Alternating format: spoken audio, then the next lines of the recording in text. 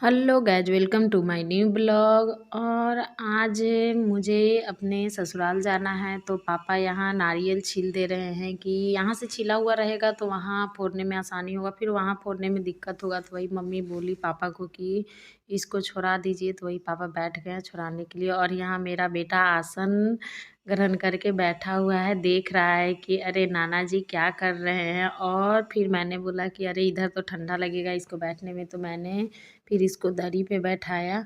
तो वही यहाँ पे देख रहा है और खेल रहा है। मैं उसको बोल रहा हूँ कि देखो नाना जी क्या कर रहे हैं। पापा इसको नारियल का गोला खेलने के लिए दे दिए हैं, तो मैं बोल रही हूँ कि अरे तुम तो फोड़ देगा। उसको पटक रहा है, खेल रहा है, उसको लग रहा है कि अरे ये तो बॉल है, तो वही खेलने में मग्न हो रहा है। नहीं तो क्या करेगा कि ना पापा जहाँ छील रहे हैं वहीं पे जाके बैठ जाएगा। और इसका करतूत देखिए कि क्या कर रहा है, इसको उस डब्बे में डाल दिया और उसको अब निकाल रहा है। ले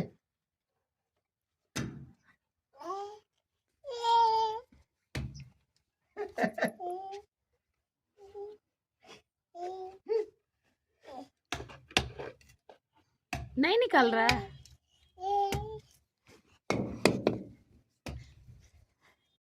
मेरा बेटा इसको पटक पटक के खेल रहा है, पटकने से आवाज़ आ रहा है तो इसको लग रहा है कि अरे ये क्या है। तो फिर मैं पापा को बोली कि इसको रख लीजिए, नहीं तो ये यहीं पे फोड़ देगा। वही पापा इससे छीन रहे हैं।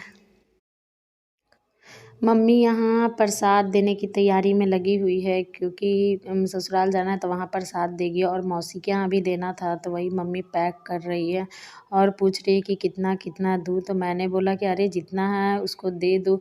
और केला बचा हुआ था, तो केला ऐसे भी थैला में ले जाने के बाद ख़राब हो जाता, तो मैंने बोला कि इसको एक टोकरी में ही बांध देना, क्योंकि टोकरी में बांधने से ये सुरक्षित रहेगा। नहीं तो इसके ऊपर क्या हो जाता है, काला काला लग जाता है और पूरा गल जाता है केला।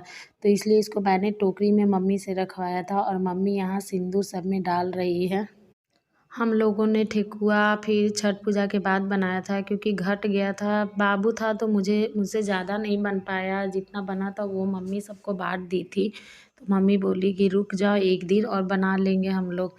तो गैज मेरा सब सामान पैक हो चुका है, मम्मी प्रसाद भी पैक कर दी है। और यहाँ मेरा बेटा अपने पापा के इंतज़ार में नानी के साथ खेल रहा है। हम लोग कब से तैयार होके बैठे हुए थे कि कहीं लेट ना हो जाए, तो वो आएंगे तो बोलने लगेंगे, इसलिए हम लोग तैयार हो गए थे। लेकिन वो लोग को आने में लेट हो गया, क्योंकि उन लोग को रास्ते में जाम मिल गया था, तो इसके कारण लेट हुआ। और यहाँ मम्मी खोइछा देने के लिए जीरा हल्दी और दूध भी रखी हुई है। हम लोग जब जाते हैं मायके से तो खोइछा मिलता।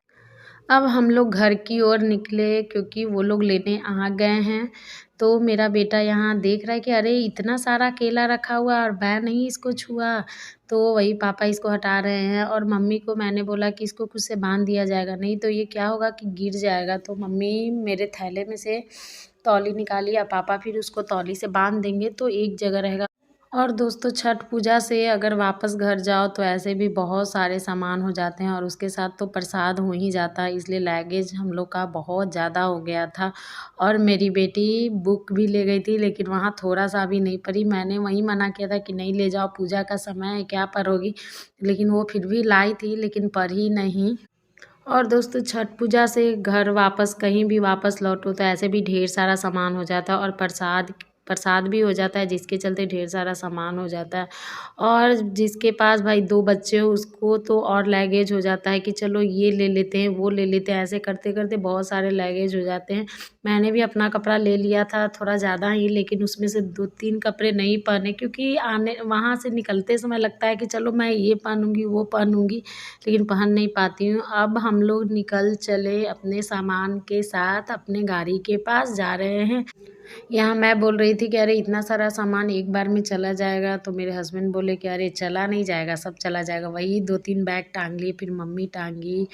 मैंने तो कुछ नहीं टांगा, मैं तो सिर्फ बाबू को लेके ही गई, क्योंकि बाबू कुछ टांगने नहीं देता। और हाथ में कैमरा भी था, और यहाँ नानी भी निकल रही है जब हम लोग बाहर जा रहे हैं तो वही मैं नानी को बोल रही हूँ कि ठीक से रहना, और मम्मी को भी बोल रही हूँ कि ठीक से रहना।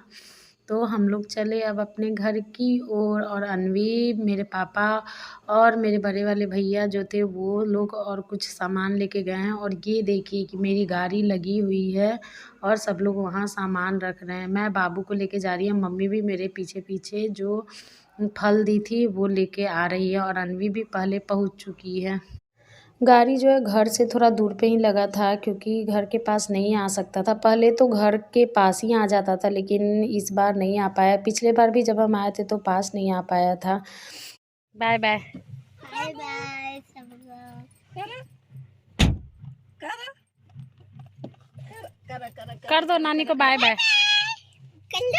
बाय बाय नानी, बाय बाय नानी। अब हम लोग निकल चुके मसौरी से और दोस्तों मैं वहाँ पहुँच गई थी पटना। फिर मैं मौसी को देने प्रसाद चली गई थी तो वही मैं लौट रही थी तो इतने सारे जाम, इतना जाम यहाँ था कि मत पूछिए। जाने में भी बहुत परेशानी हुई थी। मैं और मेरे हस्बैंड ही गए थे, बाबू घर पे ही था।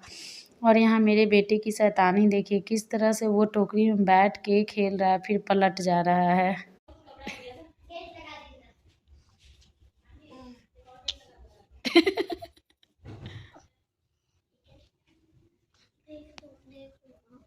अच्छा रहा रुक के देखो ना।